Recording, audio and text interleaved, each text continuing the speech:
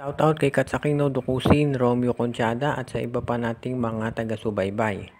Ngayon ang balita, mukhang itong Converge Fiber Xers ay willing na raw na i-trade itong si Shawnee Winston dito sa Magnolia Chicken Templados kapalit ni Paul Lee at yung kanilang first round pick. Kung si Paul Lee ang ipapalit lamang kay Shawnee Winston, kung ako Magnolia, papayag ako. Straight up, Shawnee Winston for Paul Lee, walang problema doon. Nakita natin very disappointing yung laro ni Paul Lee dito sa playoffs. 6 points lamang na i-shoot niya kontra Barangay Ginebra, kaya sa tingin ko papayag na akong matrade yan. Napakataas ng potential ni Shawnee Winston, kaya willing na ako na gawin yan. Ang problema dito yung hinihingi na first round pick ng Converge. Merong first round pick ang Magnolia dito sa darating na draft. At yan ang gusto ng Converge dahil ang balita nga gusto nilang makuha itong si Bill Gosum o di kaya itong si Devil Deponso kung sasali siya sa draft.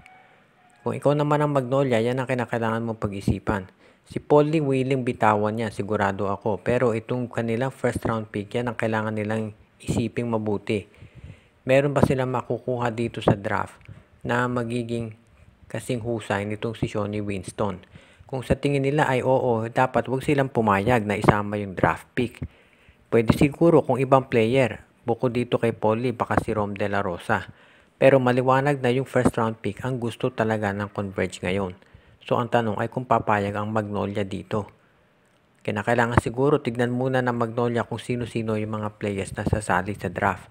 Pero mukhang sa tingin ko kung magiging malalim yan, magdadalawang isip itong Magnolia na ipamigay yung kanilang first round pick. Alam natin itong Converge, ilalako pa yan si Shawnee Winston sa iba't ibang teams para makakuha ng first round pick. Kaya kailangan mag-isip-isip muna ang Magnolia dito. Balitang Converge pa rin, mukhang yung ibang mga teams ngayon ay interesadong makuha itong si Jeyo Ambohot at willing naman itong Converge na makinig doon sa mga giging offer. Pero ang tanong ngayon ay kung papayag sila dito sa gustong kapalit. Dahil itong Converge, tandaan natin, inofera na yan dati ng NLEX Road Warriors. Ipapalit daw si Joseph Taha para dito kay Jeyo Ambohot at hindi naman sila pumayag. Hindi gusto ng Converge yung si Taha na kapalit, so alam natin na hindi basta-basta yan ipamimigay ni Coach Aldin Ayo. Medyo nakapagtataka dahil ito si Jeyo Ambohot hindi naman nila ginagamit, so nakakagulat kung bakit mapakataas ng trade value na pine-place nila dito.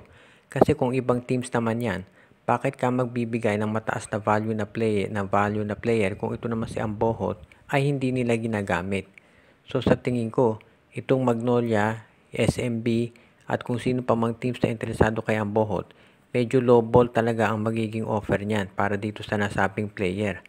So sa ngayon, tignan muna natin. Alam ko na maraming interesado dito kay Ambohot dahil ang taas ng potential niya. Isang 6'7" na nakakascore ng 3 points. Siyempre, walking mismatch ito. Kaya abangan na lang natin kung ano ang gagawin nitong Magnolia, TNT, San Miguel, Ginebra, at yung iba pang mga teams na gustong kumuha sa kanya.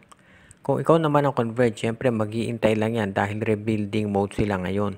Ang maliwanag dito, kapag nakuha nila ito si Justin Baltasar sa darating na draft, talakas na yung lineup nila. Plus, expected na si Encho Serrano sasali na rin dyan. Kung makakuha pa ng isang first round pick ang Converge para dito kay Jeyo Ambohot, tatingin ko papayag na sila sa trade. Alam ko itong Magnolia may first round pick yan, baka willing silang ipalit para kay Ambohot. Pero depende rin siguro doon sa lalim ng magiging draft ngayon. Kaya abangan natin kung si Ambohot mananatili sa Converge o hindi na.